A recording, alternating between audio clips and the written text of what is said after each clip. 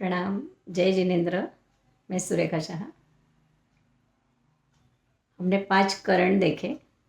बद्धकरण, निधत्तकरण, थोड़े मध्यकरण यानी ढीले, निधत्तकरण थोड़े मजबूत, निकाचित करण यानी एकदम खींच खींच के मजबूत बन जाते, जो एकदम मजबूत से भी मजबूत, जिसमें कोई फेरबदल नहीं हो सकता।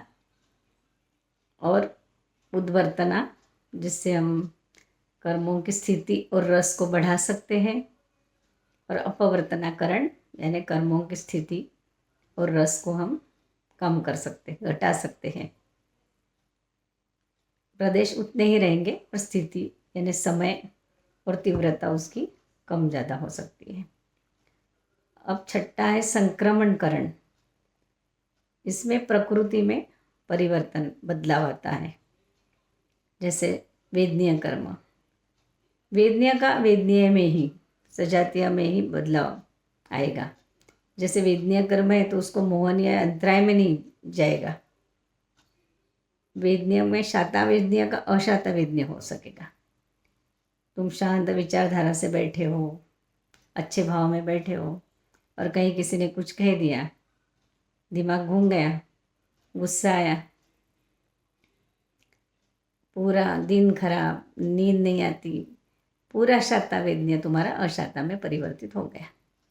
वैसे कभी अशाता में हो, टेंशन में हो, उस टाइम तुम्हें अच्छी विचारधारा में चढ़ गए, अच्छी किताब पढ़ रहे हो, कुछ अच्छा किसी की बात सुनी, तो शाता में भी परिवर्तित हो जाता है। ज्ञान तुम्हें चढ़ता नहीं, कभी बहुत याद करते हो पर याद ही नहीं रहता। एक आध दिन तुम पूरे दिन भर वही वही श्लोक याद कर रहे हो, याद कर रहे हो, याद कर रहे हो पूरे दिन, और फिर तुम्हारा ज्ञानांतराय कर्म टूटता है और ज्ञान का क्षयोक्षम बढ़ता है और तुम्हें याद रहने लगता है। ये संक्रमण करण। फिर 7वां उदीर्णाकरण।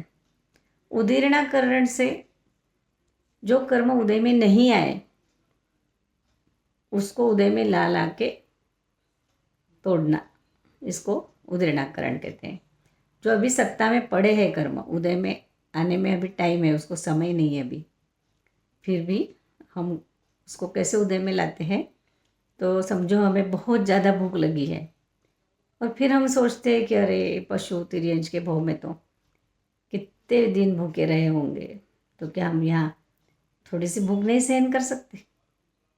कर लेते हैं। और फिर ऐसा सोच के 1 आध घंटा 2 घंटे आप भूख सहन कर लेते हो।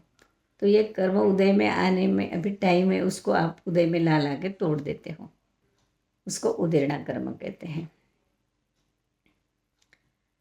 ये उदीर्णा कर्म जिन शासन मिला है, चारों गति में तो कर्म भोगने ही है, पर ये मनुष्य भव में ऐसा है, और जिन शासन मिला है, सद्गुरु का साथ मिला है, जिन वाणी मिली है, तो उसको जरूर उदय में ला ला के उदीर्णा करके तोड़ना चाहिए।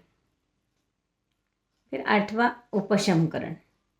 उपशमकरण मतलब हमारे शुभ अध्यवसाय, योग के शुभ अध्यवसाय की वजह से जो कर्म शांत पड़े हैं, एकदम शांत हो गए हैं, जैसे सुलगते हुए अंगारे पे राख डाल दी कैसे शांत हो जाती है, वैसे हमारे योग अध्यवसाय से कर्म शांत पड़े हैं, न उदय में आएंगे न उदीर्णा हो सकेगी, पर इन कर्मों का संक्रमण हो सकता है। शुभ से अशुभ में परिवर्तित, अशुभ से शुभ में परिवर्तित कर सकते हैं हम, और शुभ कर्मों को उद्वर्तना कर सकते हैं। जब मन हमारा शांत है उस समय हम संक्रमण करके अशुभ प्रवृत्तियों को शुभ में ला सकते हैं, शुभ कर्मों को उद्वर्तना कर सकते हो, बढ़ा सकते हैं, और अशुभ कर्मों की अपवर्तना भी कर सकते हैं, यानी उनको घटा भी सकते हैं। देखा, कर्मों को हम वैसा के वैसा नहीं भोगना है हमें। तो हमारे जब कर्म शांत रहते हैं या तो हम उसको उदय संक्रमण द्वारा उद्वर्तना अपवर्तना कर सकते हैं, उदीर्णा करण से उदीर्णा कर सकते हैं, और इस प्रकार हमारे कर्मों को हम बहुत जल्द में जल्द तोड़ सकते हैं, नाश कर सकते हैं। और वितराग दशा प्राप्त कर सकते हैं। ये कर्मों के 8 करण देखे हमने। कर्मों का विषय इतना गहरा है, बहुत विशाल है। गुरुगम के बिना इसको समझना बहुत मुश्किल है। फिर भी मैंने अपनी अल्प बुद्धि से थोड़ा बहुत आपको जो भी समझाया है, उससे आपको थोड़ा बहुत लाभ मिलेगा कर्म से बचने में, कर्म तोड़ने में। तो मुझे बहुत अच्छा लगेगा।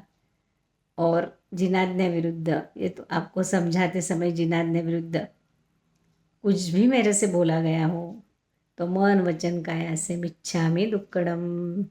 धन्यवाद। आपको मेरा वीडियो अच्छा लगा हो तो सब्सक्राइब ज़रूर करना, लाइक करना और शेयर ज़रूर करना। धन्यवाद।